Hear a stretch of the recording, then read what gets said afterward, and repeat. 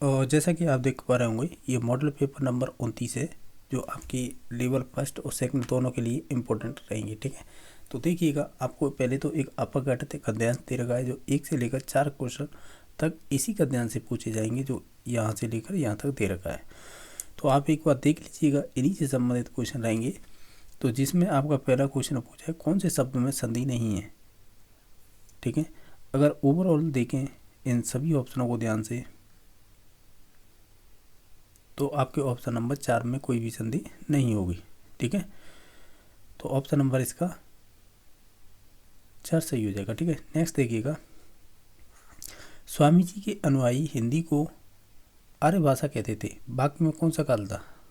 ये कौन सा काल है, थे आ जाते मोस्टली, वो पास्ट टेंस में हो जाता है, और उसमें भी आपको कहते थे इस प्रकार के सेंस के रूप में हम लेते हैं, और वो कौन सा हो जाएगा, वो हो जाएगा पूर्ण भूतकाल। ठीक है, तो ऑप्शन नंबर इसका 4 सही हो जाएगा।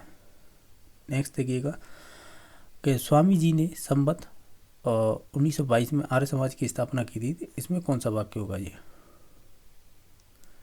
तो ये साधारण ही वाक्य हो जाएगा, यानी सरल वाक्य। ठीक है, तो ऑप्शन नंबर 1 ही सही हो जाएगा। नेक्स्ट देखिएगा, कौन से शब्द में उपसर्ग और प्रत्यय दोनों हैं। इस प्रकार के क्वेश्चन रीट में बहुत पूछे जाते हैं। तो देखिएगा, जिसमें आपका उपसर्ग भी है और प्रत्यय भी है, दोनों ही बताने हैं, वो ऑप्शन नंबर आपका हो जाएगा 1। यानी जो प्रकाशित है ना, इसमें यदि प्रत्यय भी लगा है, फिर कह सकते हैं उपसर्ग भी लगा है, तो ऑप्शन नंबर 1 सही हो जाएगा। क्वेश्चन नंबर 5 है, राजू बच्चे को देखकर मंद मंद मुस्कुरा रहा था, इसमें कौन सा पदबंध होगा। तो मंद मंद मुस्कुरा रहा था ना, तो ये संबंधित हो जाएगा कहीं ना कहीं क्रिया विशेषण या क्रिया की विशेषता बताने वाला, तो ऑप्शन नंबर 4 सही हो जाएगा। नेक्स्ट देखिएगा, कौन सा अर्थ सही नहीं है। अगर ओवरऑल सभी ऑप्शनों को देखें तो हम ये कहेंगे 9 दिन चले 2.5 कोस, अत्यधिक चुस्ती से कार्य करना, ये वाला स्टेटमेंट गलत हो जाएगा, बाकी सभी सही थे। जैसे तोता चना बाजे गाना, इसका मतलब अकर्मण्य बात पर ज़्यादा करता है। नक्कार खाने में तूती की आवाज़, इसका मतलब कमज़ोर की कोई नहीं सुनता। बाकी सावन हरे न भादव सूखा, सदैव एक सा रहना। तो 3 नंबर था वो जो गलत था, बाकी सभी सही थे।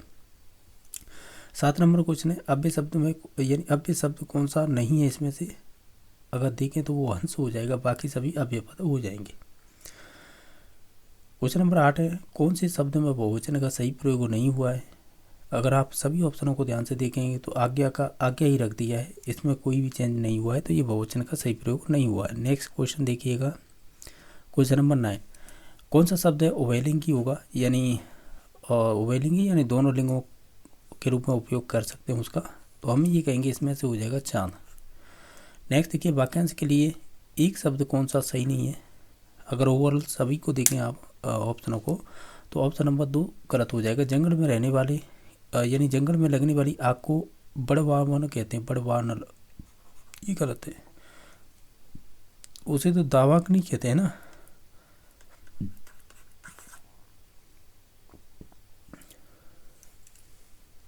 या इसी दावाग्नि को और भी नाम दे देते हैं हम, वो कह देते हैं वन नागनी। वन नागनी तो नहीं, क्योंकि इसे सवर्ण धीरे को करके वनाग्नि बन जाता है। वन अग्नि से वनाग्नि, क्यों सवर्ण धीरे हो जाएगी, दोनों शब्दों को मिला के, तो या तो दावाग्नि बोल दीजिएगा या वनाग्नि। ठीक है, तो ऑप्शन नंबर इसका 2 सही हो जाएगा, जो गलत दे रखा था बाकी सभी सही थे। सही पर्यायवाची समूह कौन सा नहीं है इसमें से। अगर आप सभी ऑप्शनों को ध्यान से देखेंगे तो ऑप्शन नंबर इसमें से हो जाएगा और 4 नंबर, जो गलत दे रखा है, बाकी सभी सही दे रखे थे।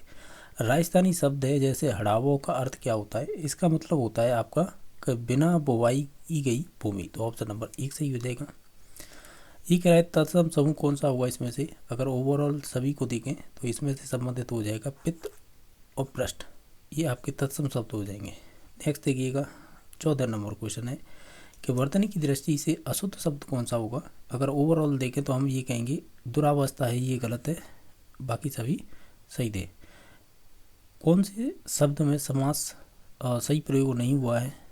अगर आप इन सभी ऑप्शनों को देखते हैं तो वो 1 नंबर ऑप्शन हो जाएगा, जो चतुर्वेदी है ना, इसमें द्वंद्व समास नहीं होगा, तो ऑप्शन नंबर 1 गलत है। मूल्यांकन का उद्देश्य नहीं होगा।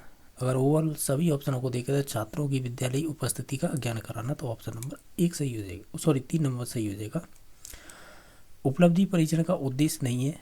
अगर आप सभी ऑप्शनों को ध्यान से पढ़ेंगे तो हम कहेंगे छात्रों को उनकी क्षमताओं के आधार पर वर्गीकरण नहीं करना, ये आपके उपलब्धि परीक्षण का उद्देश्य नहीं माना जाएगा। नेक्स्ट देखिएगा, गद्य शिक्षण का उद्देश्य नहीं है, तो हम ये कहेंगे कि ये सभी है जो आपके उद्देश्य नहीं माने जाएंगे। ठीक है, तो ऑप्शन नंबर 6 सही हो जाएगा। नेक्स्ट देखिएगा, क्वेश्चन नंबर है आपका 19 कि कौन सी विधि में छात्रों के व्याकरण का व्यवहारिक ज्ञान प्राप्त होता है, सैद्धांतिक नहीं मिलता है। तो ये संबंधित होती है आपकी भाषा संसर्ग विधि। गद्य को कवियों की कसौटी किसने कहा है, तो वो कहा है आपके रामचंद्र शुक्ल ने। जब बच्चा पहली बार है गाय देखता है तो उसके मस्तिष्क में कौन सा बिंब बनता है, वो बनेगा आपका दृष्टिबिंब। कौन सा कथन इसमें से सत्य होगा, अगर ओवरऑल सभी ऑप्शनों को ध्यान से देखें तो ये सभी कथन हैं वो सही दे रखे हैं।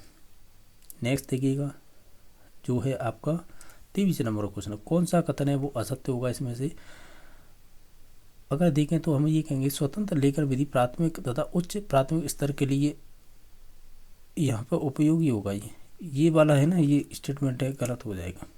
बाकी अनुकरण विधि का सामान्यतः प्रयोग किया जाता है, तो अनुकरण का सामान्यतः उपयोग किया जाता है वो आपकी चाहे वो भाषण हो, वाचन हो, लेखन सभी में किया जाता है। सुलेख व्यक्ति की शिक्षा का एक आवश्यक पहलू है, ये स्टेटमेंट किससे संबंधित है, तो वो देख लीजिएगा। ये संबंधित हो जाएगा आपके महात्मा गांधी जी से। कौन से वाचन में पठन करते समय विराम चिन्हों का प्रयोग का ध्यान रखना चाहिए, हमें रखना चाहिए सस्वर वाचन में। सर्वाधिक शुद्ध उच्चारण कौन सी सहायक सामग्री सुनाई देता है, तो इसमें से हो जाएगी वो आपकी हो जाएगी लिखवापन। कौन सा कथन इसमें से सत्य होगा, हम ये कहेंगे ये सभी कथन हैं वो सत्य हैं। नेक्स्ट देखिएगा कि छात्रों को पूर्ण मनोयोग से सुनने व सुनकर अर्थ ग्रहण करने की क्षमता का विकास करना कौन से उद्देश्य से आता है, ये संबंधित हो जाएगा आपके कौशलात्मक उद्देश्य से। कौन सा कथन असत्य होगा, अगर देखें तो हम ये कहेंगे स्वाध्याय के प्रति रुचि जागृत करने की क्षमता का विकास इनसे नहीं हो पाता है, तो ऑप्शन नंबर 3 सही हो जाएगा।